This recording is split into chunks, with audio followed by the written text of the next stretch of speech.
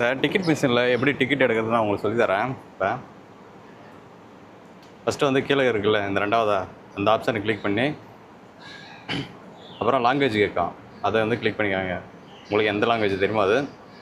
அப்புறம் வந்து மேலே ஃபஸ்ட் லைன் இருக்குது பார்த்தீங்களா, பர்ச்சேஸ் ஃபார் டிக்கெட் ஒன்லி அப்படின்றத கிளிக் பண்ணி இப்போ நீங்கள் வந்து எந்த இடத்துக்கு போகணுன்றதை இப்போ கேட்கும். அது வந்து நீங்கள் இப்போ வந்து போர்ட்லாங்கில் இருக்கிறேன், இப்போ கேஎல் சென்டர் போகணும் எனக்கு, அதனால இந்த கேஎல் சென்டர் வந்து செலக்ட் பண்ணிக்கிறேன்.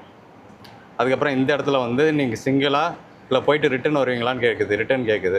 இப்போ சிங்கிள்னால் நீங்கள் போகிறது மட்டும்தான். இப்போ நான் போகிறது மட்டும் எடுத்துக்கிறேன். இப்போ அதுக்கப்புறம் எத்தனை பேர் போகிறீங்க, நீங்கள் சில்ட்ரன்ஸா இல்லை யார் என்னான்னு கேட்குது. இதெல்லாம் நீங்கள் ஃபஸ்ட்டு இருக்குது பார்த்தீங்களா அந்த அடல்ட்டுன்னு, அதை செலக்ட் பண்ணி எத்தனை பேர் போகிறீங்களோ அது மட்டும் கொடுத்துக்காங்க. நான் ஒருத்தன்றதுனால ஒன்று மட்டும் கொடுத்துட்டு இங்கே கீழே வந்து ஓகே கொடுத்துட்றேன். இப்போ வந்து பேமெண்ட் பண்ணணும், ஆன்லைன்லேயே பேமெண்ட் பண்ணலாம், டச் அண்ட் கோ பயன்படுத்தி பண்ணலாம், இல்லைன்னா கியூஆர் கோடு இருக்குல்ல அதையும் கொடுத்து இது பண்ணலாம். இப்போ கியூஆர் கோடு கொடுத்துட்டுனா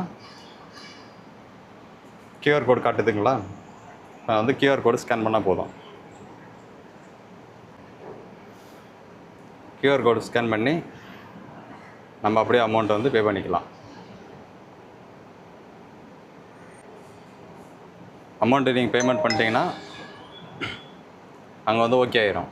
ஓகே ஆகிட்டு இங்கே வந்து கீழே வந்து ரெசிப்ட் வந்துடுதுங்களா, டிக்கெட் வந்துடுச்சு. இப்போ நீங்கள் வந்து இந்த இடத்துல வந்து இப்போ வந்து திருப்பி நீங்கள் வந்து பிரிண்ட் பண்ணணுன்னா இங்கே ரீப்ரிண்ட் இருக்குது பாருங்கள், பிரிண்ட் அவ்வளோதாங்க. டிக்கெட் எடுத்தாச்சு. இதை எடுத்துகிட்டு நம்ம அப்படியே இங்கே கியூஆர் கோடு இருக்குல்ல இதில் வந்து ஸ்கேன் பண்ணால் ஓப்பன் ஆகிரும். அவ்வளோதான்.